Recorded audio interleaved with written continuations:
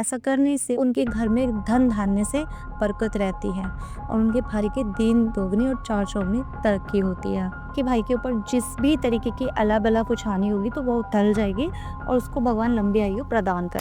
हाय, मेरा नाम शीतल कौशिक है। आज का वीडियो मैं राखी पे बनाने वाली हूँ।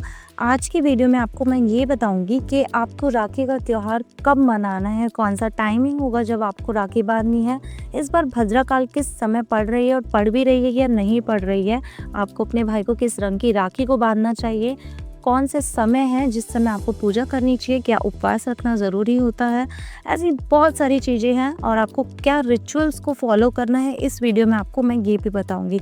तो इस वीडियो को पूरा एंड तक देखिए अगर आप चाहते हैं कि आप पूरा राखी के बारे में जानें। तो स्टार्ट करते हैं। आज मैं आपको एक स्टोरी सुनाती हूँ कि हम राखी का त्यौहार क्यों मनाते हैं। महाभारत के समय से एक स्टोरी चली आ रही है जो आप में से बहुत सारे लोग जानते भी होंगे कि एक बार जब युद्ध छिड़ा हुआ था तो भगवान जो श्री कृष्ण है उनके हाथों में सुदर्शन चक्र से उनकी उंगली थोड़ी कट गई और जिसकी वजह से उनके हाथ से रक्त बहने लगा। वहाँ पर द्रौपदी भी मौजूद थी जो कि देख रही थी कि श्री कृष्ण के हाथ से खून बह रहा है। उन्होंने जैसे ही देखा उन्होंने अपनी साड़ी का पल्लू फाड़ा और बिना कुछ सोचे समझे उनकी उंगली पर उस पल्लू को बांध दिया। जैसे ही पल्लू बांधा उनके हाथ से जो खून बह रहा था वो रुक गया। ये सब देखकर श्री कृष्ण बड़े भावुक हुए और उन्होंने मन ही मन उनको रक्षा प्रदान की। उन्होंने ये वचन दिया कि जब भी तुम्हें कभी भी मेरी मदद की ज़रूरत पड़ेगी तो मैं उस समय तुम्हारी मदद करने के लिए ज़रूर आऊँगा। तो ये देखा जाता है कि कैसे द्रौपदी ने बिना किसी मोह के, बिना किसी लालच के राखी बांधी थी और भगवान ने उनको ये आशीर्वाद दिया। फिर क्या हुआ, जैसे द्रौपदी का चीरहरण हुआ तो उस समय किसी ने द्रौपदी की मदद नहीं की थी, लेकिन उस समय जैसे ही द्रौपदी ने हाथ जोड़कर भगवान श्री कृष्ण को याद किया तो श्री कृष्ण ने एक ऐसी साड़ी का निर्माण कर दिया जो अनंत थी, जिसकी कोई लंबाई चौड़ाई नहीं नाप सकता था और ऐसे करके उन्होंने द्रौपदी की लाज को बचा लिया भरी सभा में। यहाँ पर देखा जाता है कि कैसे आप एक दूसरे से प्रेम से कनेक्ट होते हो, श्रद्धा भाव से कनेक्ट होते हो। आपके अंदर कोई लालच नहीं था, कोई लोभ नहीं था। ये एक ऐसा रिश्ता है जो आप खाली खून का रिश्ता नहीं, आप अपने किसी भी प्रेम का रिश्ता आप कह लीजिए, तो आप ये किसी के साथ भी निभा सकते हैं। ऐसा नहीं है राखी आप सिर्फ अपने सगे भाई को ही बांध सकते हैं। अगर आपके पास भाई नहीं है तो आप अपने भाई जैसे को भी बांध सकते हैं, जिनसे आपको लगता है कि हाँ ये मेरी मदद कर सकते हैं। आप अपने पापा को बांध सकते हैं, आप अपनी मम्मी को बांध सकते हैं, बहन बहन को भी राखी बांध सकते हैं और भाई भाई को भी राखी बांध सकता है। अब बात करते हैं कि इस बार भद्रा किस समय पड़ रही है। राखी के त्यौहार पे हर किसी को ये स्ट्रेस रहता है कि भद्रा तो नहीं पड़ रही है और भद्रा काल में राखी बांधनी भी नहीं चाहिए। अब इसके पीछे भी मैं आपको एक लॉजिक बताती हूँ। जो भद्रा थी वो रावण की बहन थी और जिसका स्वभाव बड़ा ही क्रूर था। तो ऐसे में जब भद्रा काल लगती है तो किसी भी तरीके का हम कोई भी मांगलिक कार्य नहीं करते। इनकेस अगर आपने गलती से मांगलिक कार्य कर दिया तो आपको उसका उल्टा ही परिणाम मिलेगा, उसका सीधा परिणाम आपको नहीं मिलेगा। इसलिए हम अवॉइड कराते हैं कि भद्रा काल में आपको कोई भी काम नहीं करना, कोई भी मांगलिक कार्य नहीं करना।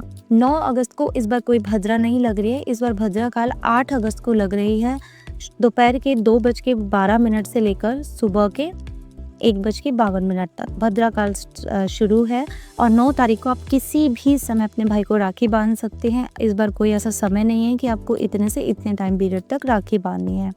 आपको बहुत अच्छा समय अगर फिर भी पूछना है कि क्या अच्छा समय रहेगा जिस समय हम अपने भाई को राखी बांधे, तो बहुत ही अच्छा समय जो है वो ये है, सुबह के 5:40 से लेकर दोपहर के 1:50 तक आप अपने भाई को अगर राखी बांधे तो ये समय बहुत ही शुभ समय माना गया है। अब मैं बात करूंगी कि आपको किस रंग की राखी बांधनी चाहिए। इस साल आप लाल रंग की राखी बिल्कुल भी ना बांधें क्योंकि ये मंगल का साल है। मंगल वैसे ही बहुत एक्टिव हो रखा है और इतना उपद्रव उसने मचा रखा है, तो इसलिए मैं आपको बोलूँगी आप पीले रंग की राखी ज़रूर बांधें अपने भाई को। लाल रंग की राखी ना बांधें, लाल रंग की मिठाई बिल्कुल भी ना दें, लाल रंग के वस्त्र भी उनको ना दें, कोई गिफ्ट भी उनको रेड कलर का ना दें और खुद भी कोशिश कीजिए कि रेड कलर को कम से कम वेयर करें। जब भी आप अपने घर जाते हैं तो आप वहाँ पर जाने से पहले अपने हाथ में स्वस्तिक बना लीजिए और थोड़ा सा पीला रंग लीजिए और अपने घर के मेन एंट्रेंस पर स्वस्तिक बनाइए। ऐसा करने से अगर लड़की अपने घर के मेन एंट्रेंस पर स्वस्तिक बनाती है तो उनके घर में धन धान्य से बरकत रहती है और उनके भाई के दिन दोगुनी और चार चौगुनी तरक्की होती है।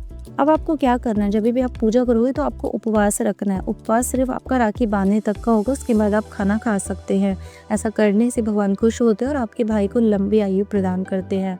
अब राखी बांधते समय आपको क्या करना है, एक नारियल को अपनी प्लेट में रख लेना है और जब आप राखी बांध देंगे तो उस नारियल को अपने भाई के ऊपर, सर के ऊपर से एंटी क्लॉकवाइज 7 बार उतार कर आपको ज़मीन में फोड़कर कूड़े में डाल देना है।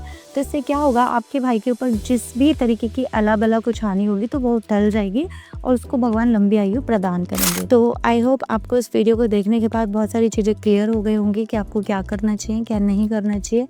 एक और ज़रूरी बात जो मैं आपको बताने वाली हूँ, जब भी आप अपने भाई को राखी बांधेंगे तो उस समय उसका जो मुख है वो उत्तर पूर्व की दिशा की तरफ होना चाहिए और ऐसा बिठाकर उनको वहाँ पर आप राखी बांधे। कोशिश कीजिए कि उन्हें चेयर पे बिठाकर राखी बांधे, बेड पर बिठा के राखी बिल्कुल भी ना बांधें। Thank you. अगर आपको ये वीडियो बहुत अच्छा लगा तो इसको ज़्यादा से ज़्यादा शेयर कीजिए ताकि ये वीडियो सभी बहनों तक चला जाए। Thank you.